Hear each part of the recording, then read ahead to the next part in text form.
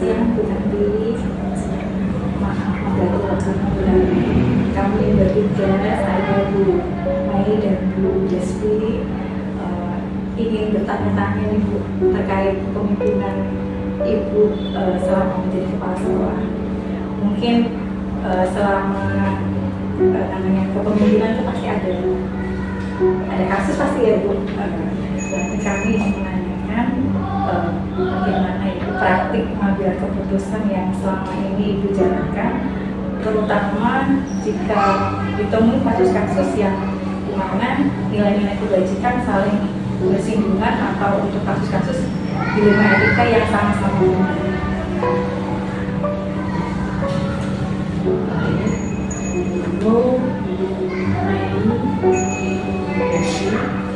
Memang sebagai kepala sekolah itu tidak bisa lepas dari kasus terutama dilema etika. Banyak yang harus kami hadapi dan itu juga biasanya ada pertentangan batin di situ. Ketika menghadapi kasus tersebut, maka harus ada keputusan yang kedua belah pihak itu tidak saling dirugikan. Kemudian dalam mengambil keputusan juga kalau ada alternatif diambil risiko yang paling kecil itu. Jadi ketika menghadapi itu, maka kepala sekolah memang harus istilahnya apa ya, kalian mengambil jalan tengah. Jadi kedua belah pihak ini yang saling bersinggungan ini memang harus dipertemukan. Biasanya kalau ada kasus itu ya saya lakukan, saya cari dulu sumbernya ini dari mana.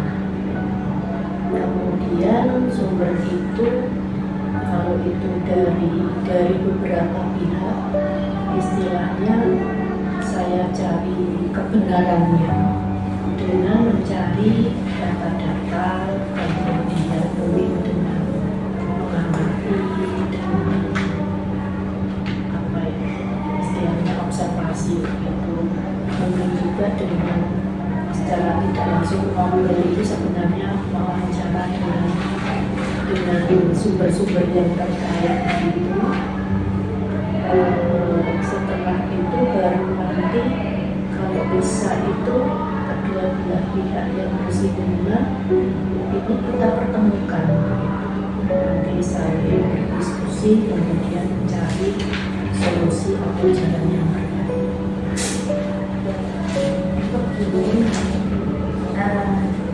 Selanjutnya berganti dari permasalahan mungkin yang sudah ibu yang pernah alami atau hadapi, bagaimana ibu mengidentifikasi kasus-kasus yang sudah pernah terjadi atau mungkin yang akan terjadi itu, apakah kasus itu merupakan dilema etika atau rujukan moral, bagaimana bu mengidentifikasinya? Biasanya kasus-kasus itu kan saya peroleh itu dari satu mungkin saya tak lihat sendiri gitu ya, lihat sendiri atau mengamati sendiri.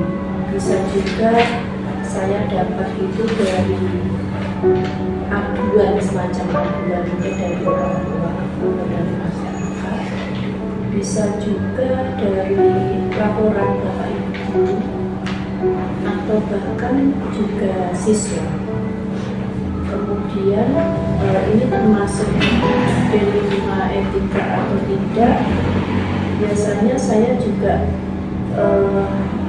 baca juga buku-buku yang terkait dengan itu. Jadi kalau memang itu berkaitan dengan regulasi atau tidak, berkaitan dengan moral etika atau tidak, Kalau memang itu merupakan yang kasus-kasus yang biasa saja, itu kan berarti tidak dilema etika ya. Jadi kayak misalnya murid ini susah belajar karena memang di rumah malas, kan berarti kan bapak ibu guru nanti harus menyelesaikan dengan begini-begini. Itu kan tidak perlu seperti yang kasus-kasus itu. Tetapi kalau itu merupakan kasus-kasus yang memang ada hubungannya dengan apa ya istilahnya pertentangan, nanti ada regulasi, ada fakta yang ini saling berkaitan tapi nanti saling bertentangan, berarti itu kasus dilema etika yang penyelesaiannya itu juga memerlukan pemikiran yang lebih. Jadi itu ya menjadi langkah saya, apakah itu termasuk kasus dilema etika. Dari membaca buku, dari pengamatan, dari sharing-sharing, dari wawancara gitu, dari ngobrol-ngobrol dengan pihak-pihak yang berkaitan.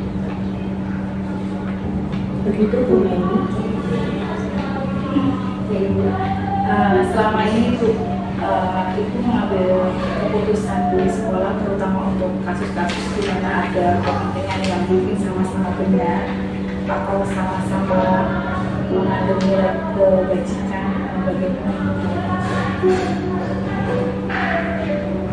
Memang kasus-kasus yang seperti itu kan kadang ada juga rasa wah ini ya gitu, mungkin bisa kebingungan, bisa juga itu menjadi permasalahan sendiri bagi kepala sekolah. Gimana nih ya kasusnya kok berat begini, dan di sisi lain ini juga ada benarnya, di sisi lain yang sini juga ada benarnya, tetapi keduanya ini kalau ditemukan nggak akan ketemu kan gitu. Nah oleh karena itu saya biasa kalau saya menghadapi seperti itu memang harus menggali istilahnya data, kemudian apa ya,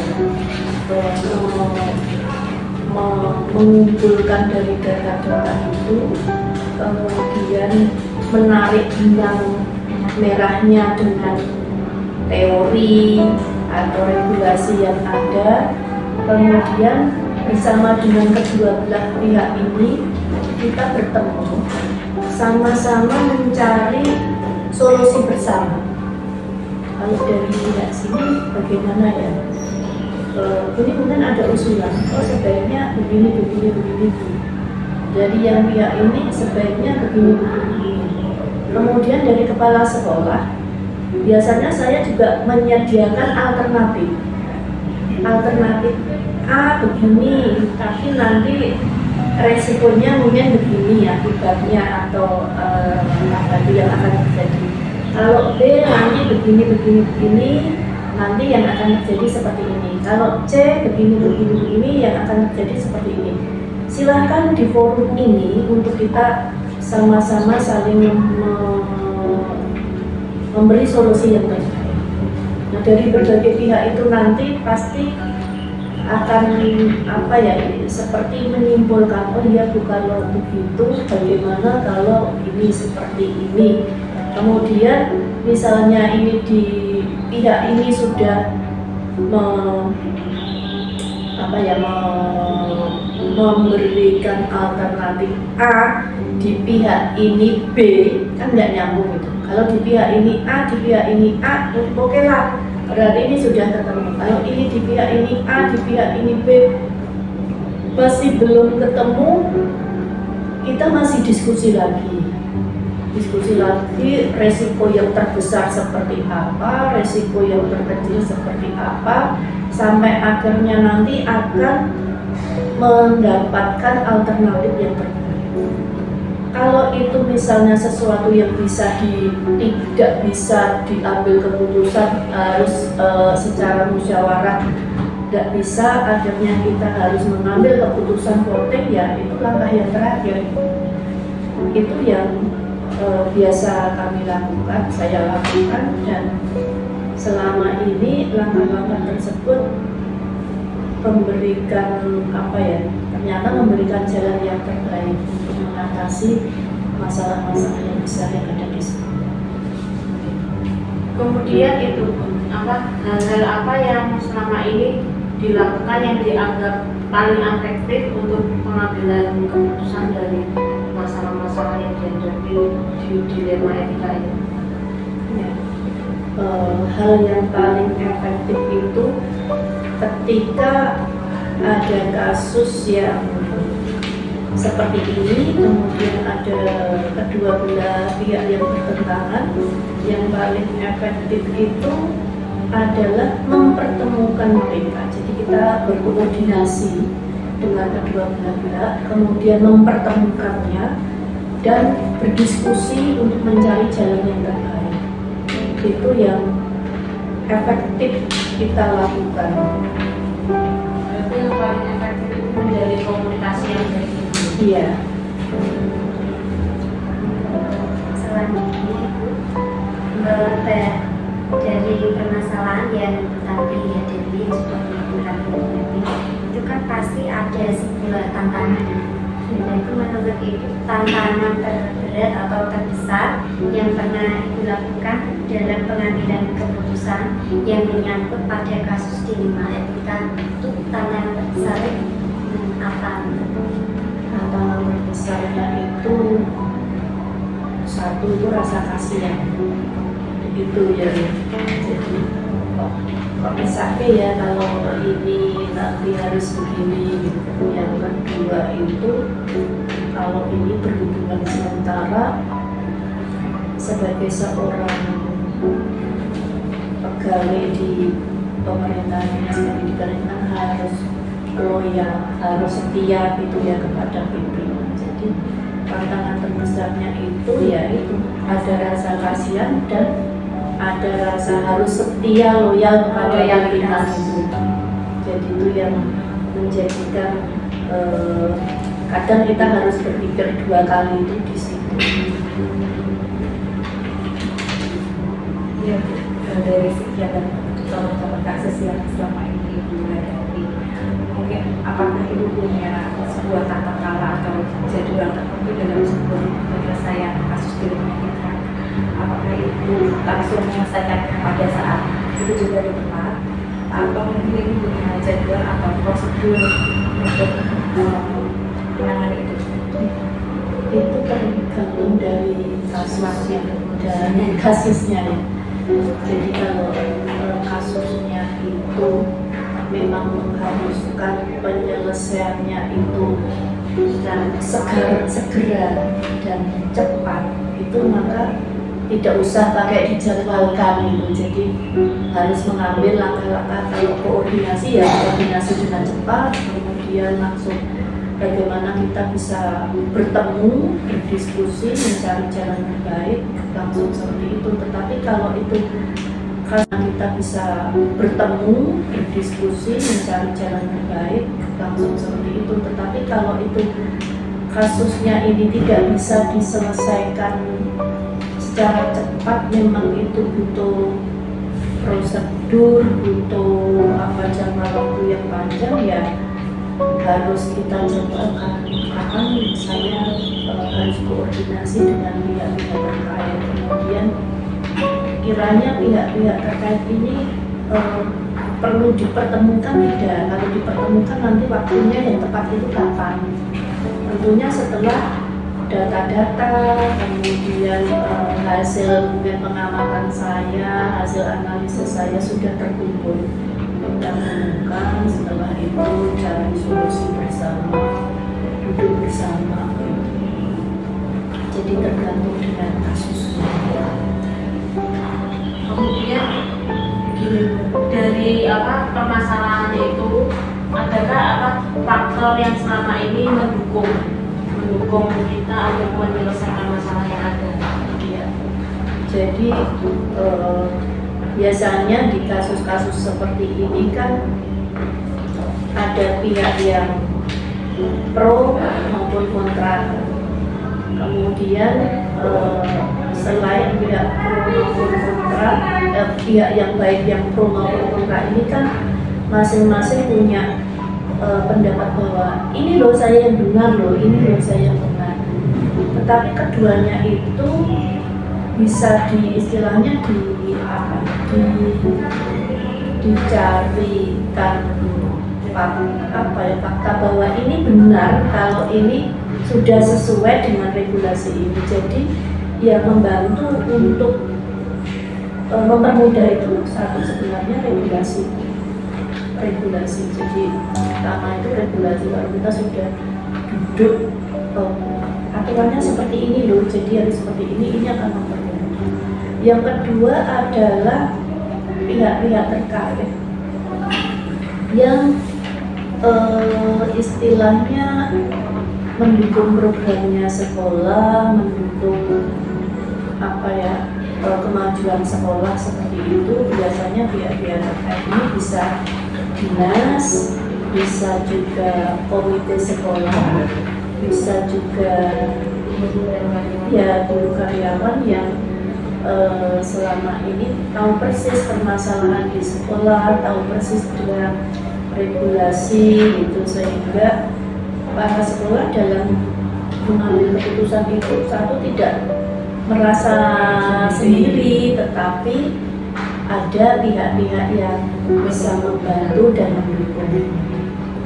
Pihak-pihak yang sudah Untuk yang selanjutnya, dari pengalaman yang sudah Ibu Tati hadapi dalam menghadapi permasalahan tersebut, apa pembelajaran yang paling utama yang bisa Tati dapatkan atau dapat diperoleh pembelajaran?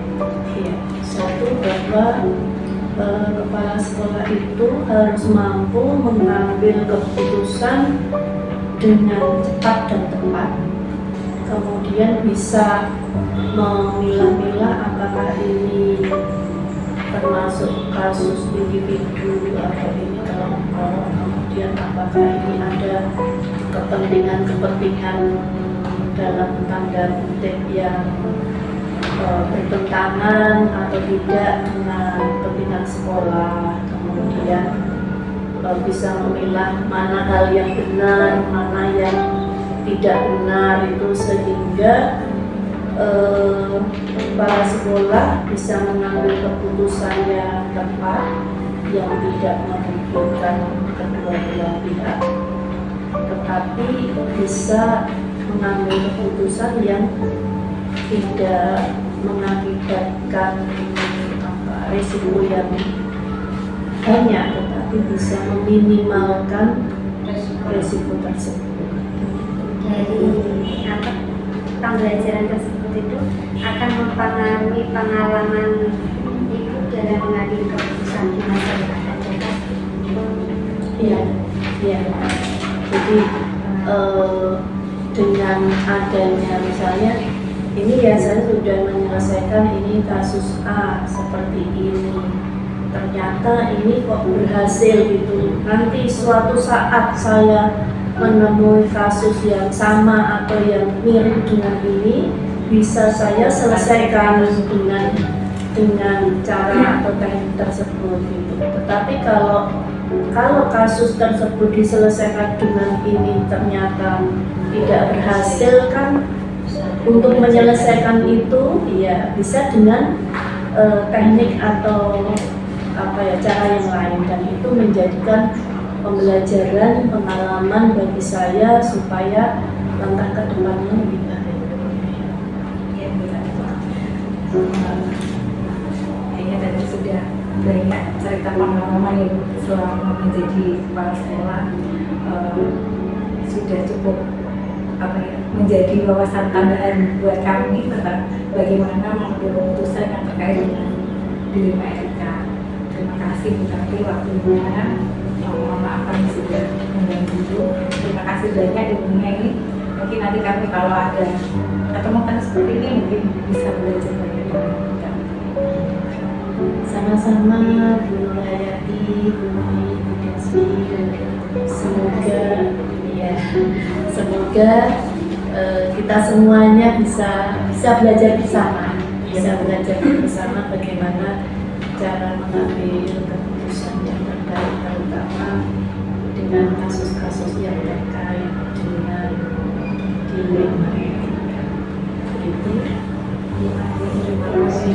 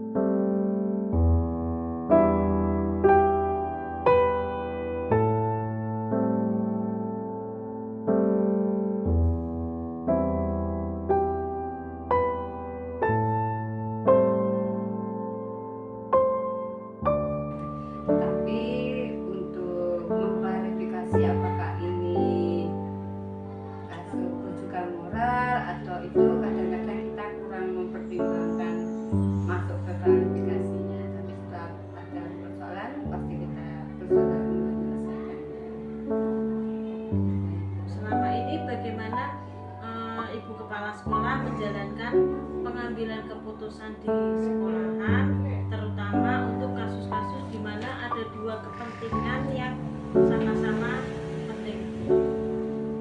Dalam pengambilan keputusan yang ada di sekolah, terutama untuk kasus-kasus di mana ada dua kepentingan yang sama-sama benar atau sama-sama mengandung nilai kebijakan, maka saya melakukan koordinasi atau musyawarah terlebih dahulu dengan guru-guru atau pihak-pihak yang terkait, yaitu seperti guru, orang tua, bahkan mungkin melibatkan komite. Kita akan melakukan musyawarah.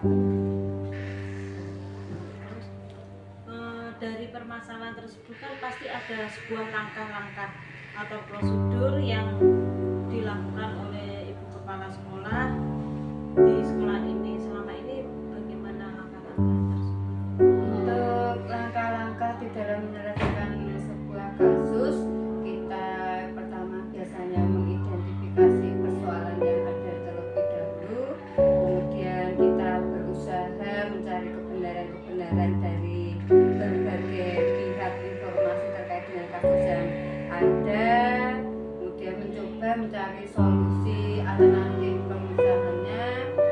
Selain itu kita juga musyawarah dengan pihak-pihak guru, pihak-pihak masyarakat atau bahkan orang tua yang terkait sebelum kita mengambil keputusan, dan sama-sama tidak merugikan kedua belah pihak mencari keputusan yang terbaik. Langkah yang sangat baik ya Bu ya. Dalam langkah-langkah tersebut ada hal-hal yang sangat efektif dalam pengambilan keputusan kasus dilema ini. Kira-kira hal efektif apa yang bisa memecahkan masalah ini?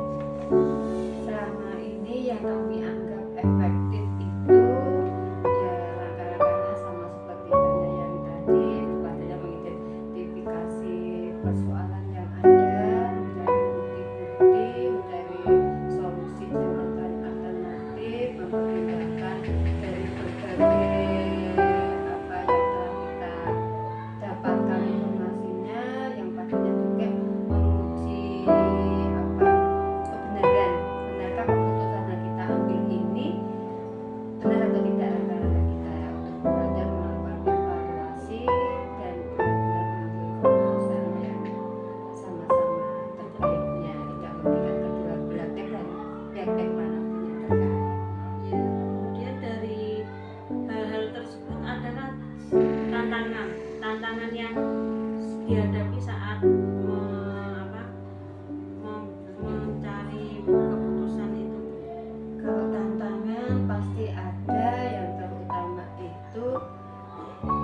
dianggap kurang tegas di dalam mengambil keputusan itu selalu dianggap kurang tegas dan lebih mengatakan kadang-kadang lebih pilih kasih ya seperti itu. Kadang-kadang juga ada kondisi individu yang kurang pas, individu yang dianggap menurut kita benar, tapi ada yang mengatakan itu keberatan, dan juga di hadapan situasi kebenaran adanya rasa kesetiakawanan ya.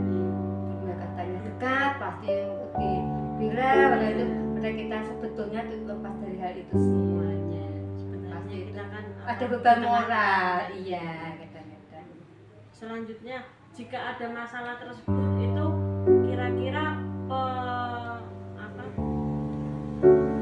menyelesaikannya itu dijadwal atau langsung segera pada saat itu juga? Kita lihat dari segi persoalan terlebih dahulu. Sekiranya itu persoalan kasus yang amat sangat besar, kita coba langsung mengambil keputusan dengan singkat. Tapi sekiranya itu